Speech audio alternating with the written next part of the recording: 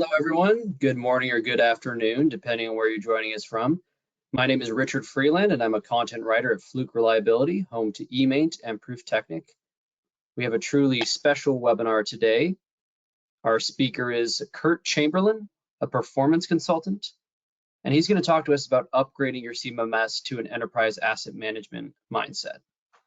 But first, we still have a few people logging in, so we're going to give them a minute or two to get settled, and then we'll get underway.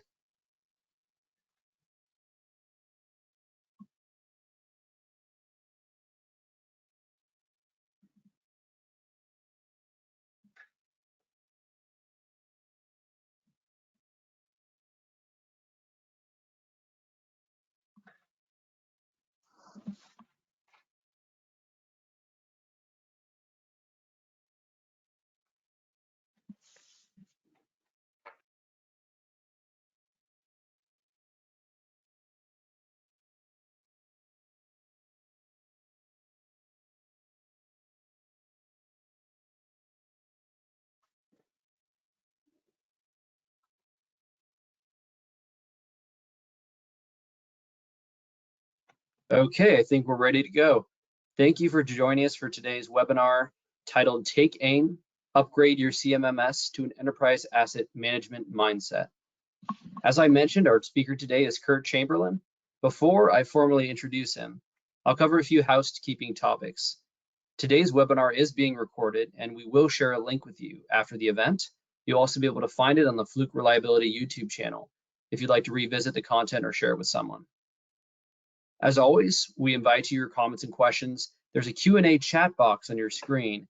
If you think of a question for the speakers at any point, just type it in there and I will either pose it to our speakers at that time or hold it for discussion at the end of the event. And actually, I think today we're going to hold to the end of the event. So feel free to shoot those questions at us as we're going. So as I mentioned, today's presenter is Curt Chamberlain. Curt is the owner of Utility Performance Consultants based in Texas. He's a seasoned professional with over 30 years providing consulting services to clients with a focus on business transformation and enterprise asset management, EAM. The services provided are focused on business process improvement, KPIs, and technology enablers in work and asset management, as well as finance, customer, and supply chain. And before we jump in, I'll toss it over to Curt to expand a little bit on his experience with our software. Yeah, thanks, Richard. Appreciate that. I got involved in a eMaint implementation with Centurion Pipeline in 2019. Basically, Centurion was purchased from Occidental Petroleum, and in October of 2018, and I got on board in late January. And we were under the gun. We had 5 months to change from Maximo to eMaint. They had selected eMaint, and we had 5 months to make that transition out of there due to the fact that if they stayed on Oxy systems, they would have to pay a heck of a lot of money. So the good news is we made it. It was, like I say, it was an X4 implementation at the time. Centurion runs about 20,000 work orders a year. A lot of those are preventive maintenance work orders. Very highly into documentation, the requirements in the pipeline, they're a crude pipeline company, and the requirements are really not much different than a nuclear plant when you get right down to it, of everything that they had to do. So there was a terabyte of documentation that had to come along with it, and they're highly regulated by Department of Transportation, and basically everything had to be available for a minimum of 10 years and some things even more. After we made the implementation timeline in June, then we made a lot of enhancements and grew X4 within the company. Then made a decision that we needed to go to X5, and one of the reasons was we've reached the technical limits of X4. So we started the X5 journey, and it was a very interesting one to say the least. But finally, in 2021, in December of 2021, we were able to go live with X5. And it all turned out to be pretty good. I think it was good for everybody. It was good for eMaint and good for Centurion in the long run. So that's my experience with eMaint. Thanks, Curt. Yeah, and just to clarify for everyone, eMaint X5 is the newest version of eMaint CMMS, the software from Fluke Reliability. case anyone is unaware of that. But yeah, I'm just going to hand it over back to you, Curt. Thanks so much for taking the time to present today. And with that, go ahead and feel free to begin today's talk.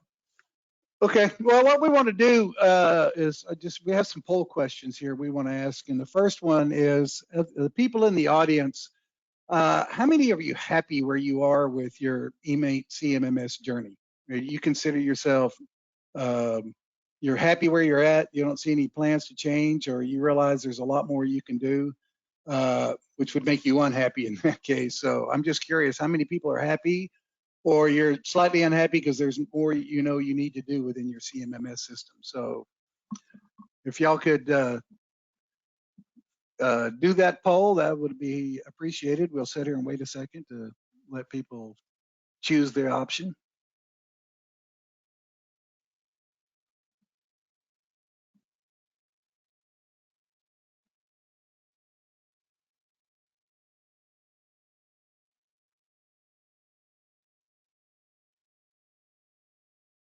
All righty.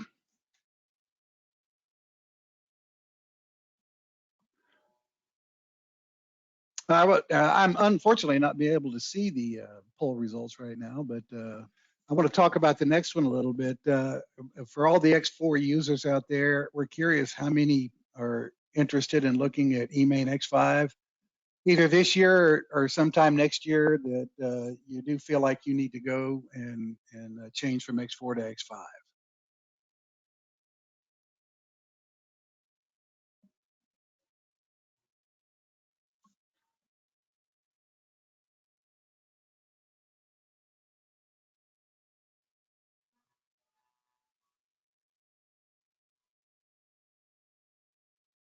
And while you're filling out this poll, just the reason why we're asking these questions is just to understand if you're unhappy where you're at, or you're unhappy and thinking about moving to X5, it might kind of fit in with this presentation on how we can make you happy. That's the goal.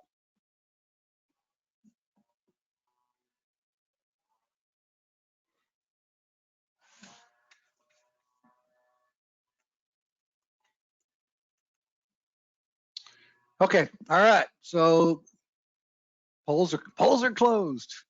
I don't know if we have a winner or not, but polls are closed.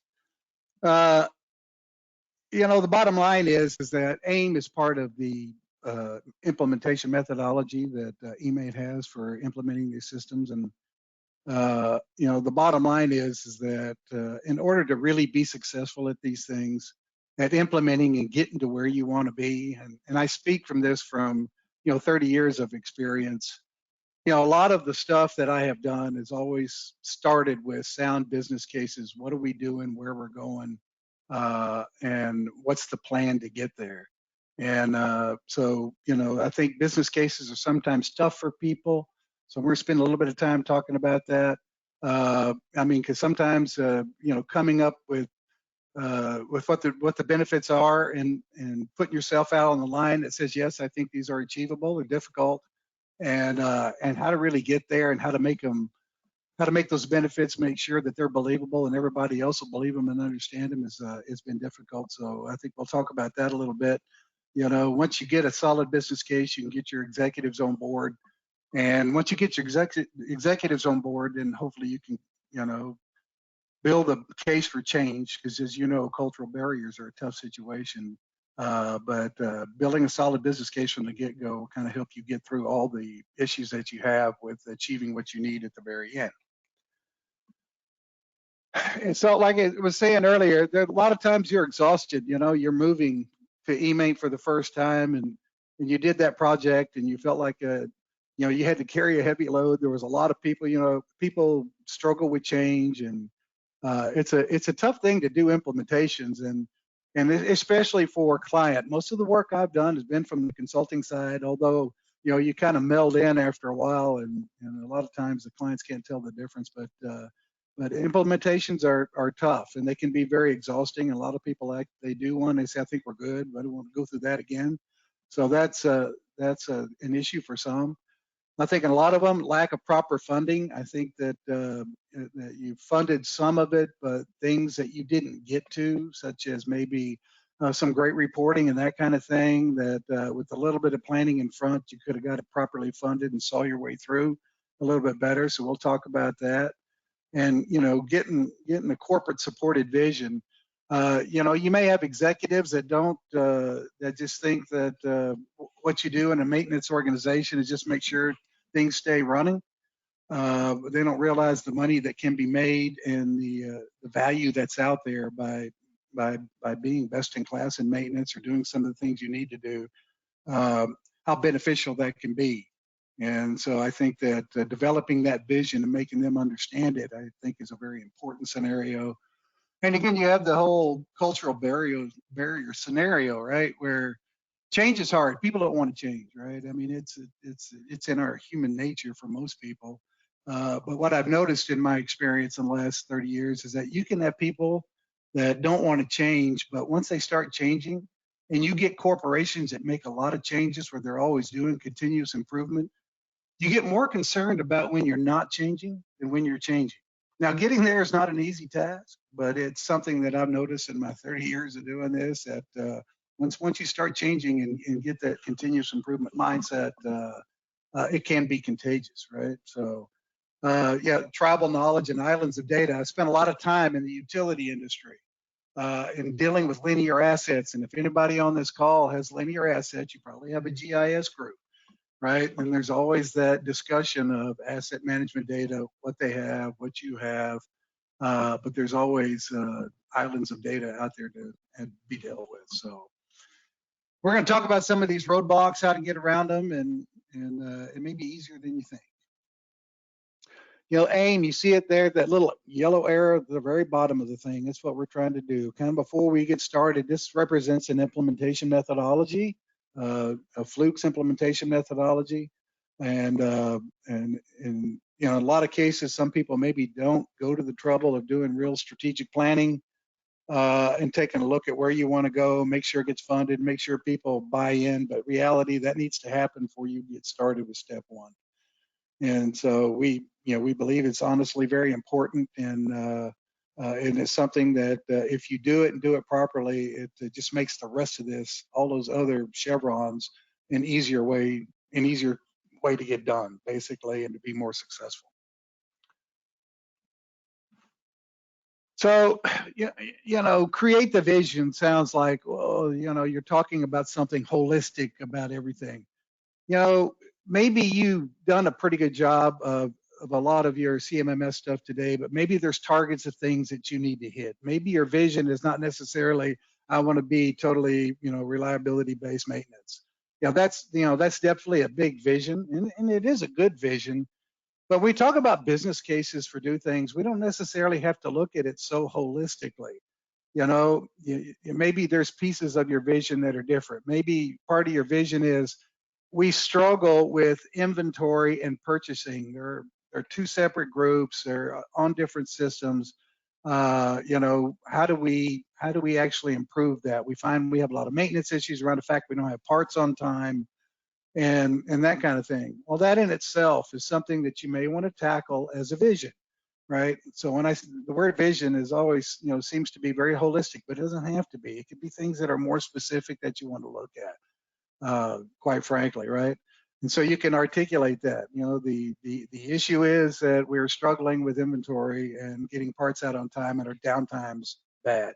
You know, right? So your vision is, well, we want to be able to meld these two systems together, or go to one, or whatever it is that you need to do to create that vision, and align it with any corporate strategy you have in place. If you have in place that says we're going to be the #1 supplier, we'll always have inventory on hand for everybody. Well, if you have a lot more downtime, then maybe that's not the case. But somewhere along the line, you have corporate strategies, and maintenance fits into those corporate strategies in one way or another. And once you can find that, define that, and then understand it, it starts to be easier for people to get on board. Demonstrate the value. It's a very difficult thing, right, to demonstrate the value, and we're going to talk about this, but it's important. You know, we don't want to do it just because. You know, there's got to be a good reason. You know, we don't want to do it because it sounds good. You know, we want to be able to say, you know what, we need to do this because this makes us money, or In some cases, it's like, this is great insurance, and this insurance is worth it. Because some things are obviously a lot more difficult to define in terms of business case. But if you look at it at insurance, you buy automobile insurance for yourself for that 1 out of 100, you're going to have a crash. But when you have it, you're good to go. So building a solid business case, we think, is very important. You know, you have cultural barriers sometimes, and going forward, we need to remove that. And the second bullet about facilitating the mission is get the executives on board for continuous improvement. Yeah, that's a hard thing to do. And again, that's a very holistic vision. Maybe the first thing you want to do is get them on board for the project that you got. Maybe it's not a whole continuous improvement thing for your whole company, but maybe it's just getting them on board for this one particular item that you're going after, and something that you would like to do. You know, what's important of the business case? You know, the bottom line is that your company's existence is to create wealth for the stakeholder. I mean, that's the bottom line. That is why business exists today. They don't exist just to supply us stuff, obviously. People put up money to create businesses. Either an individual puts up his own money or goes to the bank and borrows it. But his vision is to make money, to Walmart, who has probably, I'm no telling how many shareholders. Walmart's in the business of serving you, but they're in the business of serving you to make money. So that's why business case is important, right? Because that's what we're here. That's what it's all about. Sometimes I think we forget that a little bit, but that's kind of here why we're here. It brings clarity to your maintenance vision for the company, because, you know, maybe it could be that the people in your company, again, like I say, just think maintenance is something that has to be done. It's broken, go fix it. Well, you know, there needs to probably be more clarity than that. And what is exactly that clarity that you're looking for? And if we do the business case on the things that you need to do, it brings clarity and it brings understanding to people why we're doing it, right? And money is always the motivator when you get right down to it. And you know, a good business case also makes sure that you know, you get the money to do the job, right? That you know, sometimes you may not be able to do it yourself. There are times when you may need some external help to get to where you need to be. But if you understand that from the get-go, and you include that in your funding, and it works in your business case, then it's not something you need to ask for. Yeah, I can't tell you how many times, especially early on, that we would do projects and we would never fund the end game, which is a lot of reporting. And it never failed. It seemed like you know, we were so interested in getting things up and running, we missed a lot of scenarios that, hey, you know what, we need to get the data out, right? And also sometimes in a lot of instances we had to go ask for more money, which sometimes is good or bad depending on what the economic situation is at that time. So, you know, if you fund it all, get it done right from the get-go, it's less of an issue. So that's kind of what we're shooting for with that. Yeah, you know, in project planning and execution, obviously the business case will dictate that. You do have plans, you do have timelines, you do have resources, you understand who you need. And that all just leads to the success of getting to your end game. And obviously the business case is good for everybody. Not only is it good for your boss or yourself or the people you work with, but it's good for as high up as you need to go for people to make decisions on how to build these business cases and move forward with the projects, and just get out of simple work order management and start doing some more stuff. Okay.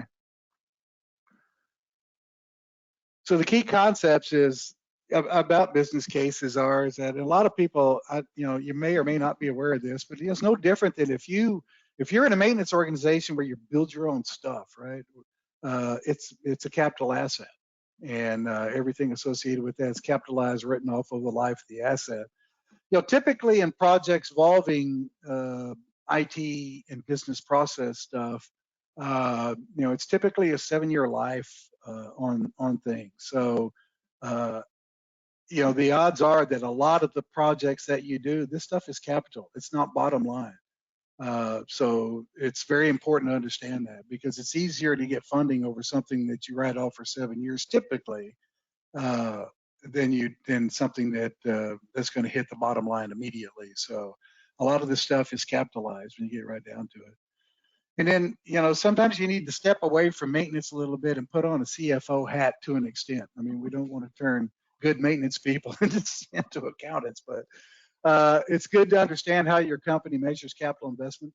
All right, so you can kind of talk at a high level to people. We'll talk about that in just a second. And defining benefits requires some educated experience, and that's because everything is not cut and dried. And we'll talk about that in a little bit too. I mean, when I say educated, it's kind of you know, you got to have a certain amount of knowledge to think about you know, what are the true actual benefits, especially if it's more from an insurance perspective and not necessarily from like cutting contractor costs and stuff. But we'll talk about that a little bit as well. It's important in business case to use real cost.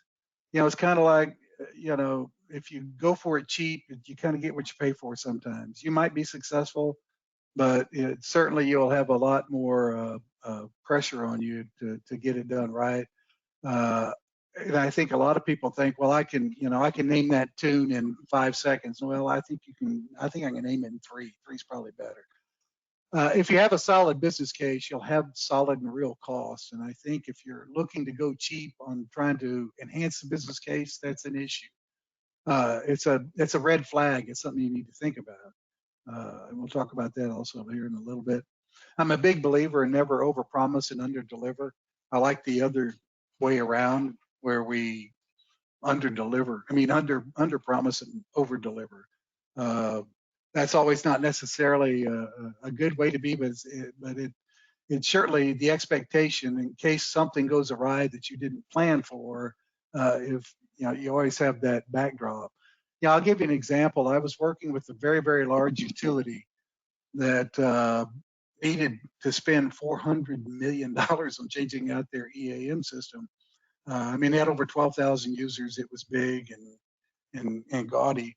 And the original business case that they looked at said, well, they could save 1.6 billion a year in cost, and about, I don't know, 800,000 operating costs, and then probably, I don't know, another 800,000 in capital outlay if they implemented this stuff. And you know, the numbers were very astronomical. At the very end of it, we went from 1.6 billion to 400,000 annually. It still made really good sense. I mean, 400 million, excuse me, annually.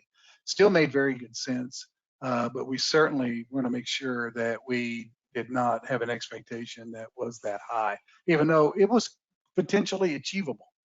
But so anyway, it's just a good rule of thumb. And again, a lot of these, you know, I'm in the business of doing this kind of thing, and to be honest with you, I'll be perfectly honest with you, uncertain about how this is what the expertise is for. That we can get you there. It's not very expensive, and we can get you there and get you set up and ready to go.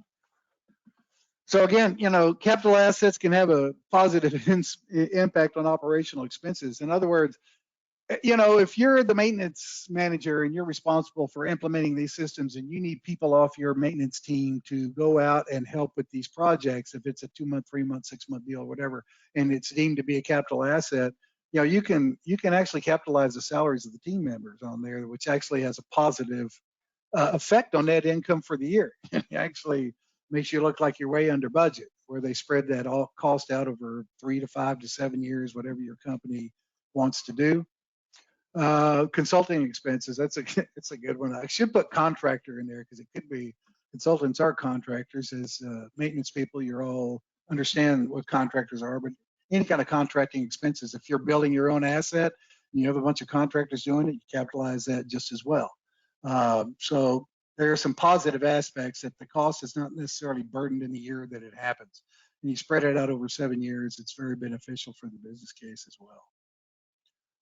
And not all projects are expenses are considered capital. I mean, from an IRS perspective, I believe training is not considered capital. But so you know, the bottom line is that you'd have to really get with your finance people and say, well, what do y'all consider capital? What do you consider not capital? What's your write-off period? You know, kind of start making that conversation happen to understand exactly what the policy is, because most companies they're different. Utilities have a tendency to string projects out forever. even IT projects and stuff, where some companies are more, 3 to 5 years, utilities are 10 or longer. But it kind of depends, but your company probably does have a policy on it, and it's good to get a good understanding of what that is, so we can build a business case and understand what the outcome will be over the course of the years this is going to get written off. And then also, however your company manages capital projects, or how they look at them to make go and no go decisions. There are many different ways that they look at it. I threw a couple of them out here. Basic return on investment is one. If your company's owned by an investor group, they'll probably be very EBITDA focused. And EBITDA is nothing but taking your net income and taking out depreciation and amortization. And it's more indicative of a cash flow scenario, but it's a number you'll hear from investor groups and the executives of your company, if they work for the investor groups, is that what's the EBITDA ramifications of this? So you need to understand that economic value add is basically a version of ROI. It's a little more, got a few more wrinkles to it, but there's a way that your company measures capital investment, and the best that you can look at that and understand that and be able to speak the language of the CFO and or the accounting people or controller or whoever it is, the better your chances of success. So think about that one. Achievable benefits. Again, this is hard. And again, if a lot of you on this call have grown up through the maintenance ranks and maybe have not spent a lot of time doing business case development, this is the hardest thing for anybody to do. And it's hard because at some point in time you have to say, this is what I think I can do, and you kind of feel ultimately responsible for making it happen, which in a lot of instances you kind of are. So defining that, it can be a challenge. You have to be comfortable with it. You have to be comfortable with it to be able to tell other people and present that good story. So we talk about some things that are very simple, like if inventory reduction. If you're pretty certain you can reduce inventory by 20%, let's say, you have a cash flow scenario, you have an ROI scenario, you have, carrying cost of inventory right off the bat. And if you're comfortable with 20%, that's highly calculable. Improving your purchasing processes, maybe to associate with that as well. Maybe that you need a reduction of your crew and contractor costs, right? Because you don't really schedule. And if you do a study, you look at it, and you go, you know what? I feel pretty good that we could probably cut 10% of my contractor costs. It's pretty simple to go figure out what that has been annually and do the math, right? Those are very simple and easier things to do, and it's easier, I think, for people to understand and grasp and get a hold of. The harder things are the ones that are kind of a little bit less tangible. If you want to improve your data collection in the field so you can try to reduce unplanned work, right? That one's a little harder to say, I know I can do this. It's probably very true. But this one, again, is probably going to be a little more difficult to do, and maybe not for some of you, but again, that kind of goes hand in hand with, if you're pretty certain that, man, if I was catching some of this data, I wouldn't have so much unplanned outage. You can calculate it. You can calculate it, but it's a little bit more. It's a little fuzzier, right? And again, some of these may or may not even be relevant to you, but you have something that is. One thing that I've noticed recently is customers are requiring, whatever your reliability maintenance programs are. They want to make sure that you're not a part of the supply chain problem, that you do the best you can on reliability. And again, that one's very fuzzy. Maybe customers are asking for it, and maybe you have to go to your sales guys and say, what is the cost of us not having this? Do you see a reduction in sales? Do you see clients we can miss? Because again, this is more of an insurance scenario. If there's a 1 out of 5 chance every year that you're going to miss a customer because of it, right? Then that's calculatable, right? I mean, it's calculatable. You can actually use those kind of numbers to say, hey, you know what? this is how much money we're missing if we don't improve on what we're doing to get to a better level of reliability than where we are today. And some of the benefits that you have that are in this category may be more of a range, right? It may be this is the low side, this is the high side, right? So you can, that's always a good way of saying, this is probably the worst case improvement is this. This is the best case improvement. But as long as the worst case improvement makes sense, then it's probably something that you want to go with. So that was a hard one, but it can be done. It just requires a little bit of thinking and a little bit of thought process, and I think you can come through with that one. Yeah, cost estimates. These are are easily a lot more calculable. The problems that sometimes you may have is resources and where the cost of the resources are. But if they're well-planned project, if somebody's been done this long enough and you've done it in your organization, you kind of know what it takes. It's very doable. I'm real big on not underfunding projects. I haven't been associated with very many of them. The typically underfunded projects that I've been associated with are failed projects that they hired some expertise to come in and reevaluate the whole thing, right? And I think that happens in a lot. I think a lot of times, like I said earlier, if you go for cheap, then the odds are you're probably going to be cheap. And so I think that make sure you get funded to do the things you need to do. Maybe you can't bite that elephant in one bite. So you may want to look at a multi-phase project to reduce risk. Like, I want to get to this in phase 1, but this is my phase 2. But what I'm telling you is that maybe phase 1 was to get from X4 to X5, but I want to do what I do today. But I really need to do more. Well, why not fund it all from the beginning? So when you get past that first stage, you're ready to go for the next. Where people are familiar with where you're headed.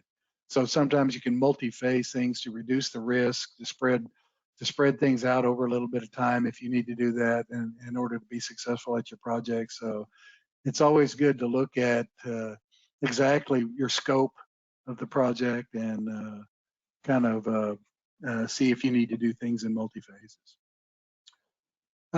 I put this in here about adding the proper resources for reporting and KPIs because I say in a lot of instances, I've seen it where this part doesn't get done as well as it needs to be. And you scramble a little bit and you kind of get stuff out, but there's probably a lot more in there you need to do. Some of you may be in a position where your IT department takes the data, they put it in a data warehouse of some kind, and maybe you'll go up against data that way. In some instances, maybe that's not the case, that you're dealing with what you have inside the EAM world. And to be honest with you, in X4, report writer is actually pretty cool. There were a lot of cool things you can do in it that were under the covers where you could get very sophisticated in the report writing. But it was good, and you could get a lot of good data out of it. And it may not be simple for the average person to jump up and do it, but again, just including that expertise into your project plan, where you have people that can jump up and do it for you, is very, very, very, very important. And I say this too for X5. X5 has something called Dashboard 2.0, and that thing's incredible. It is really, really, really cool. And I'm going to be brutally honest. As you guys know, I'm an independent consultant. I do not work for eMate, but we are associated. But when we were doing X5, as we got towards the end, I thought, man, I need to start looking at this dashboard stuff. And it was kind of hard to find. This was a long time, it was over a year ago, right? It was hard to find some of the expertise in it, but I got into it and figured it out. And I realized, man, this is a tool. This is a tool. This is an EAM tool. It's got great dashboards and all kinds of capability to read data out of what you're collecting in eMate to do all kinds of stuff that gets you on the EAM level. And it's a really, really, really great tool. And the regular report writer is probably in X5. The regular report writer is actually how you build a lot of data going into to the dashboard. But it's not as robust as the report writer in terms of output. But all the outputs in that dashboard 2.0, great product. And it's not one you want to underfund. It's one that you want to make sure you can get what you're looking at. Great KPIs, just great stuff that you can do in this thing. I mean, hats off to eMain on coming up with Dashboard 2.0. And your cost estimates, you always want to compare them to your actual, because if things are going awry, you want to be able to tell everybody while it's happening and not wait to the end and go, have accounting tell somebody you're way over budget. Hit it immediately. I mean, that's, I've kind of always guided myself in projects of, bad news doesn't get better with age. And, let's put things out on the table. The quicker we solve them, the better off we are. And so I think that you look at your cost estimates and you look at what you're spending and make sure they stay in line. If they don't, you need to stop and reevaluate and figure out what's going on. And again, I keep putting the commercial out, you can always get the expertise to help you do that. And you may need expertise within your own business to be able to do that as well. So those are my thoughts about cost estimates.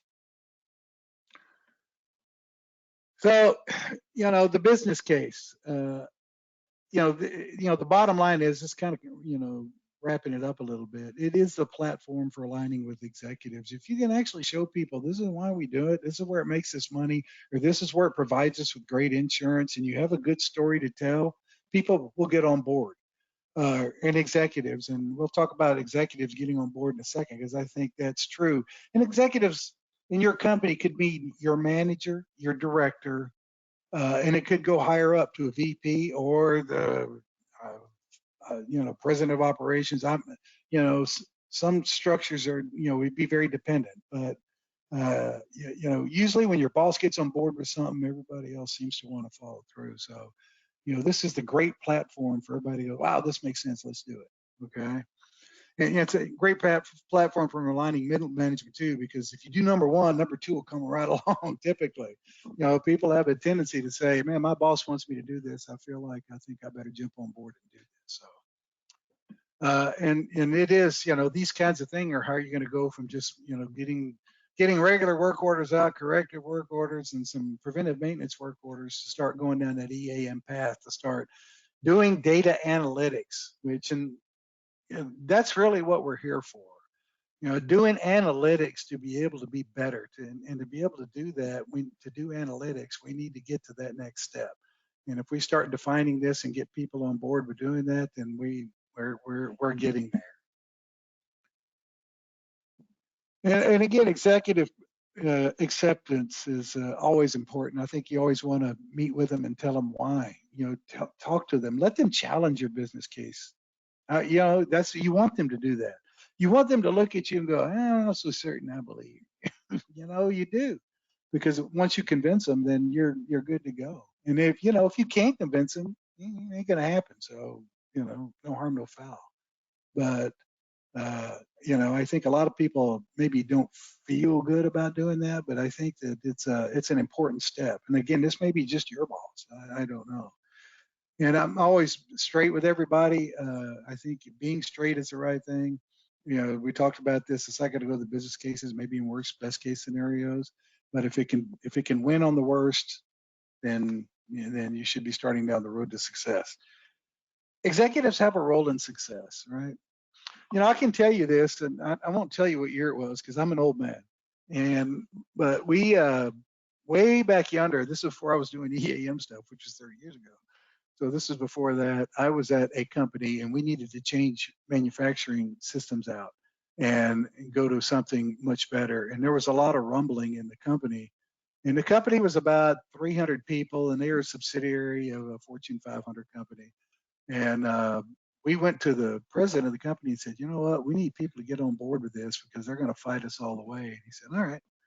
So he called a meeting into the cafeteria of all the middle management and all of his direct reports in there. And he was the nicest guy in the world. And he basically said, "Hi, everybody. Hope you're doing great. Hey, man, we're going to be doing this implementation. We're going to be changing. We need to change. We're getting bigger. Our market's growing. We're not set for it. And by the way, if anybody here is not on board, I need to know right now. Raise your hand." And bottom line is we got that done in 4 months. I mean, after that, everybody and their dog came. How do we help? How do we help? How do we help? So, it doesn't always work that way, but I think, they have to communicate, and people adapt what their bosses want to adapt to 9 times out of 10, and it's important for them to do it. The thing you don't want is to be in a meeting with somebody and go, yeah, I'm good with that. Yeah, I know yeah, we're going to have to change, make some changes to do that, but they don't support you. Right? That's a red flag where you got to stop and go, man, if you're not going to support me, maybe we shouldn't do this. Right? But it's important to keep everybody on board. What we did at Centurion is the last one is that I created the executive steering committee where we had all the VPs and even some that weren't necessarily associated with maintenance because it involves so many people that were going to implement this thing and users that we had a monthly meeting with them. And we told them this is where we started. This is what we're going to do. This is our game plan. We didn't have a business case for Centurion. The business case was to hurry up and get off because it was going to cost me more money than you can imagine. So that was the business case, and it was not. We didn't have to go through a lot of stuff at that point in time. And but we started having steering committee meetings, and it turned out that these meetings actually were great for the other executives to talk to each other. I mean, it turned out to be a great meeting, and we were very good. We had some things we wanted to do that we were shot down and saying, nope, you're not going to do that. I'm sorry, we don't want to do it. I don't care if it makes us money or not. If they thought it was too much turmoil, they didn't want to do it, that's fine. But at least we knew from the get-go. So I'm always big on that. Challenging the corporate culture. This is a big deal. Like we talked earlier, people want to remain in the status quo. You got to be able to deal with corporate culture, right? There was a slide in here. I took it out, but at the bottom line, it's a culture eats strategy, and that can be true in a lot of instances. So you got to deal with the naysayers and that kind of stuff. So some of the ways you can mitigate that is just you can find people in your user community that are, yeah, let's change, let's do it, let's get better.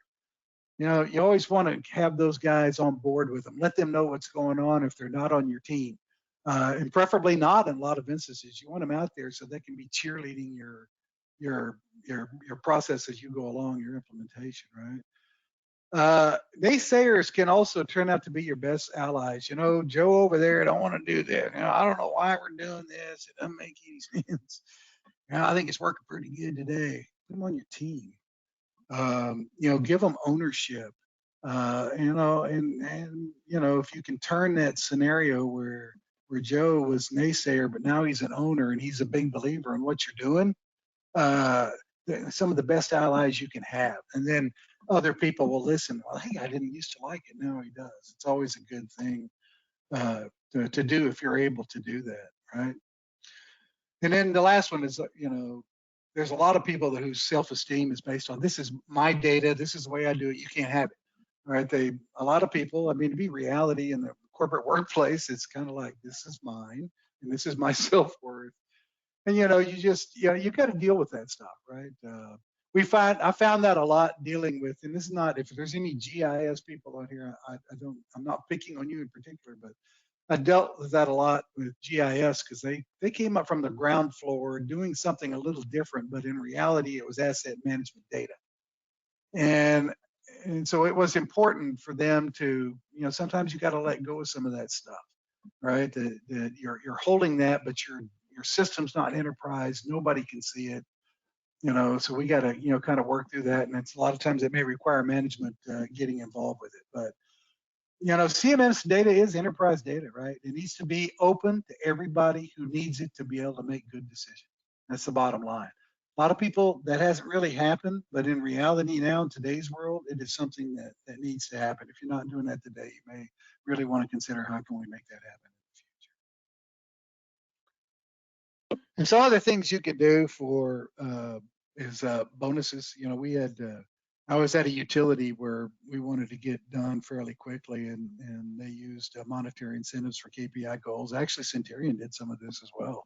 That some of the things that came out of what we were doing and the KPIs we were trying to reach became monetary goals, and that was very, very, very helpful in getting people on board. And again, your executives, you know, if they're on board and behind you, they can deal with problem areas, right? And you're gonna, you know, you'll need that in some instances. Maybe some instances you won't, but in some instances you may need that in order to be successful. So that's my 45 minutes spiel. Basically, I kind of want to go over just a couple of things, some key points to remember as we go forward. You know, you always want to build that solid, achievable business case. I know it may be a bit daunting. We're here to help. I mean, bottom line, and I think it's very, very, very important. And you know, the answer could be I'm doing nothing, or the answer could be we need to go forward and let's make this happen. Always get executives and management on board, and let them know what you're doing is important. And like I say, that takes care of a lot of cultural barriers, and you got to get the help you need in order to be successful. You know, mitigate your culture issues in advance, right? You know what they are, right? You've been around long enough to know what they are, know what you got to do to get around them. So you start working on them early before you get started, and you know, certainly be better off. And always, you know, if you need some help with this, we're here to help. And these little projects are not that big. And the reality is, if you go forward, you can probably capitalize it. So there's really no hit on any expenses or O&M expenses that you may have within the current year. So those are the key points to remember. A little slide here. Best, get a little rocket out on the end. I'm 11 miles from where that SpaceX rocket, giant rocket, took off the other day, and they're going to do another one in August, and it's very loud. It's amazing. Anyway, the rocket is where you want to be with the AIM development, right? You want to develop your business case and where you want to go to get started as much as you can. That's the best way to go. Maybe that's not true for everybody, but that's the best case scenario that I think you want to go to. So. Other than that, if anybody's got some questions, we're here to answer.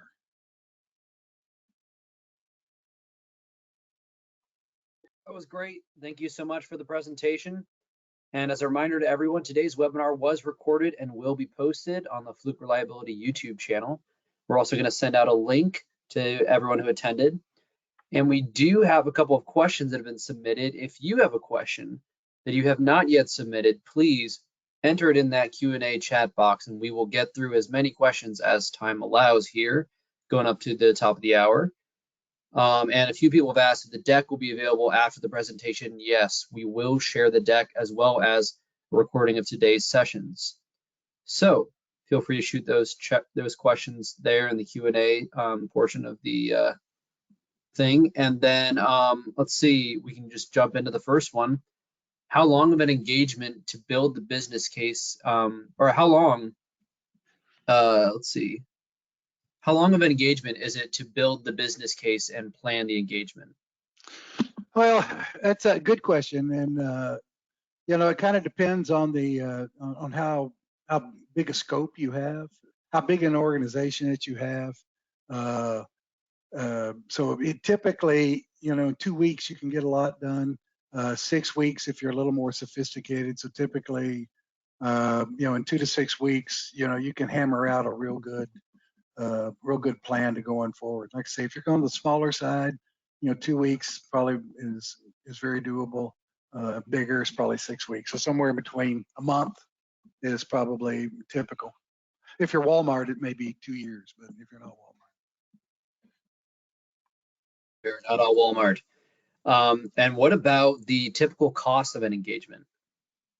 Well, I think that it can range again depending on the time it takes, right? So I would think anywhere between, you know, $10,000 on the low end to no more than probably, you know, 40 or 50 on the high end, depending on how sophisticated you're at. But the reality is probably for some of y'all, it's somewhere in between. And again, it's a capitalizable cost. And it's, you know, you know, in a lot of instances, it's money well spent, quite frankly. But that's, you know, anywhere between 10 to 50, probably somewhere in the middle between 20 and 30. Great. We've got a question here about, do you consult eMaint customers directly and help them with their enterprise asset management journey? That's a good question. I can, or go through eMaint. It's kind of your call. It depends on what you feel comfortable with. But I definitely can help you. I think that it might be easier for all to just go through eMaint. To be quite honest with you, but whatever makes you happy. We just want to make you happy one way or another. But definitely we can go through eMaint if that works for you easier. Yeah, I just wanted to add that eMaint has just this full suite of expert services from vibration and alignment all the way to all sorts of maintenance management, CMMS and EAM services, including with Curt. So yeah, we have another Richard, question here.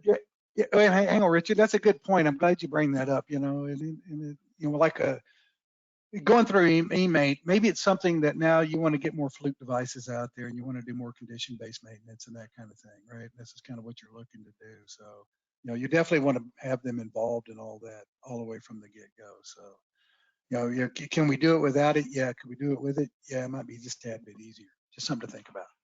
Sorry, Richard. That's all right. Let me see. I'm trying to change the question size and they have, oh, there they are. All right. So we've got more questions in. Thank you, everyone. We'll try and get to as many of these as we can. See if I can grab Richard? the next one. Yeah. I lost you there for a second. Okay. Can you see me now? Can you hear me? Yeah, I can hear you. Yeah, go ahead. All right. So I have one question that is that does eMaint require higher hours of training for people that have used other CMMS software? And they're asking, bottom line, is it always garbage in, garbage out? I'm not quite sure about the end of that question, but can you speak to that, Curt? Yeah.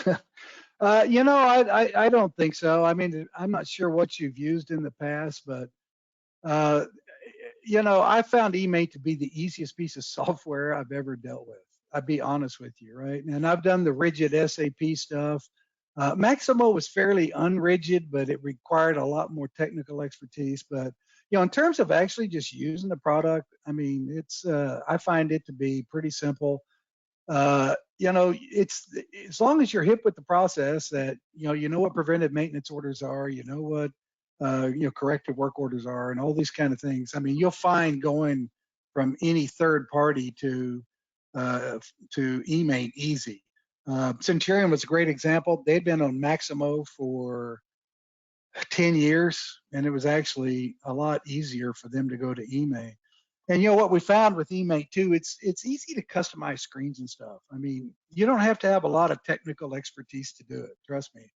Even this old man got it figured out. And so it's easy to make changes to stuff. And I just found it to be really, especially after doing giant SAP projects, I found it to be so simple to deal with. It was very interesting. Garbage in, garbage out's always going to be it. I mean, that's the ultimate question.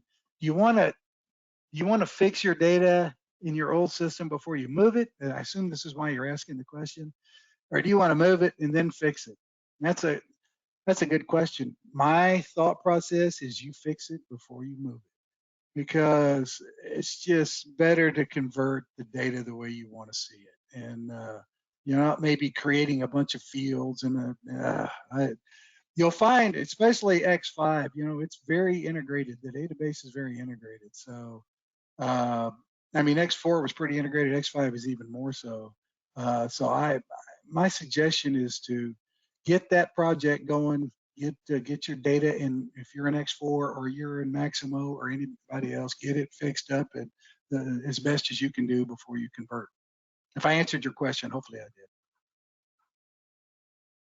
And we had a question here about getting the video recording or presentation material. Again, those will both be sent to you, the deck and the recording. We also had a question about the process of transferring from X4 to X5. Curt, is that something that you can speak to, or is that something that we can get in touch with people after the webinar to give them more of an in-depth walkthrough of that? Well, I mean, I can talk about it. I did it. So, quite frankly, it's just transferring to X4 to X5 is, I mean, they're really completely different products, to be honest with you. And how easy that goes depends on your level of complexity that you are in X4. I will tell you this, to be honest, to be brutally honest, when we did it, a lot of their tools for getting the data in weren't as developed as they are today. So I think it's a lot easier process today than it was.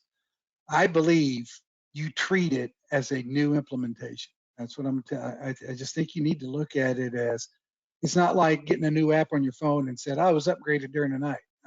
It's harder than that, and I think it's different than that, and I think you want to look at it different than that. So I would treat it as if I was going from going to a different piece of software, although it's the same software. The look and feel is completely different. Better, right? It's better, but it's a pretty good jump. I mean, you're talking a technology jump of 15 years, basically. So, but it's very doable, no doubt about it. We had a little part of that question that I think I could just answer, which is, will your data transfer? And there's a whole team that is set up to make that transition seamless. And so there's going to be a lot of help as far as that goes. We got another question here, a great question that I think we talk about a lot in the maintenance and reliability industry, although I'm pretty much a newcomer compared to all of you guys, which is the main difference between a CMMS and an EAM that improves your plant maintenance. So I think they're asking, what are the advantages of a system that can achieve EAM capabilities for improving plant maintenance?